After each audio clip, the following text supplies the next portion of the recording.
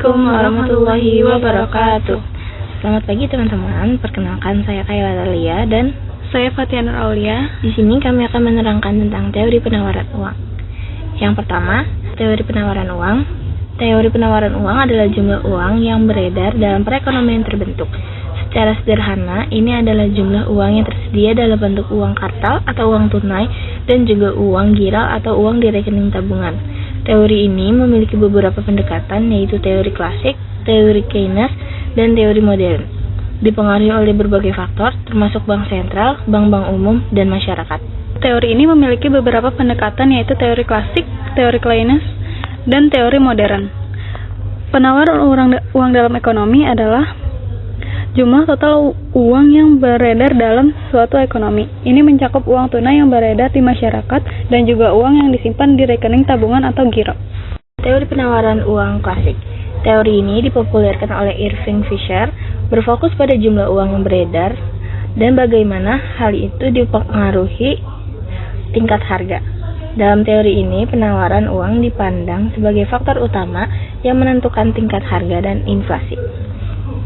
Selanjutnya, teori penawaran uang Keynes. Teori ini yang dikembangkan oleh John Maynard Keynes menekankan peran suku bunga dan permintaan investasi dalam penawaran uang. Teori ini menyatakan bahwa penawaran uang tidak hanya dipengaruhi oleh jumlah uang yang beredar, tetapi juga oleh kebijakan moneter yang dijalankan oleh bank sentral. Yang selanjutnya adalah teori penawaran uang modern. Teori ini mengakui peran penting bank sentral dan sistem perbankan dalam menciptakan dan mengontrol penawaran uang. Bank sentral memiliki kemampuan untuk mempengaruhi penawaran uang melalui kebijakan moneter, seperti pengatur suku bunga, cadangan bank, dan operasi pasar terbuka. Selanjutnya, faktor yang mempengaruhi penawaran uang. Penawaran uang dapat dipengaruhi oleh berbagai faktor, termasuk kebijakan moneter bank sentral, tingkat suku bunga, tingkat inflasi, pendapatan nasional, dan kondisi dunia perbankan. Yang selanjutnya adalah fungsi penawaran uang. Fungsi penawaran uang adalah alat yang digunakan oleh bank sentral untuk mengetahui pertumbuhan uang atau jumlah uang beredar dalam perekonomian. Penawaran uang juga berperan penting dalam menjaga kelancaran sirkulasi uang di masyarakat dan membentuk dasar kebijakan moneter. Selanjutnya, kelebihan. Yang pertama, meningkatkan kegiatan ekonomi. Penawaran uang yang tepat dapat mendorong kegiatan ekonomi dengan meningkatkan jumlah uang yang beredar, sehingga mempermudah transaksi dan investasi. Yang kedua, meningkatkan pendapatan. Dengan adanya uang yang cukup, masyarakat dapat lebih mudah mengakses kredit dan melakukan investasi, yang dapat meningkatkan pendapatan mereka. Yang terakhir, mendorong pertumbuhan ekonomi. Meningkatkan penawaran uang yang tepat dalam membantu mendorong pertumbuhan ekonomi dengan meningkatkan permintaan dan investasi. Yang selanjutnya ada kekurangan.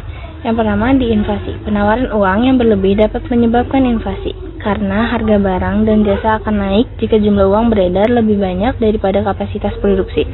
Selanjutnya ada deflasi atau kontraksi ekonomi. Penawaran uang yang terlalu sedikit dapat menyebabkan deflasi atau kontraksi ekonomi, karena kurangnya uang yang beredar dapat menghambat kegiatan ekonomi dan investasi. Yang selanjutnya ada gangguan stabilitas ekonomi. Fluktuasi penawaran uang yang tidak terkontrol dapat menyebabkan gangguan stabilitas ekonomi seperti inflasi atau resesi.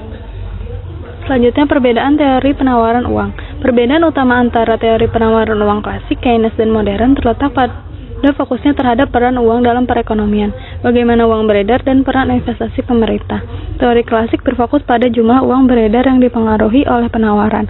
Keynes menekankan pentingnya permintaan uang untuk tujuan transaksi dan spekulasi, sedangkan teori modern menganggap jumlah uang beredar sebagai hasil interaksi antara bank sentral, bank umum, dan masyarakat. Yang selanjutnya ada kesimpulan. Teori penawaran uang menjelaskan bagaimana jumlah uang yang beredar dalam perekonomian dipengaruhi oleh berbagai faktor, termasuk peran bank sentral, bank umum, dan masyarakat. Pengetahuan tentang teori ini penting untuk memahami bagaimana kebijakan moneter dapat mempengaruhi perekonomian. Sekian itu saja dari kami. Wassalamualaikum warahmatullahi wabarakatuh.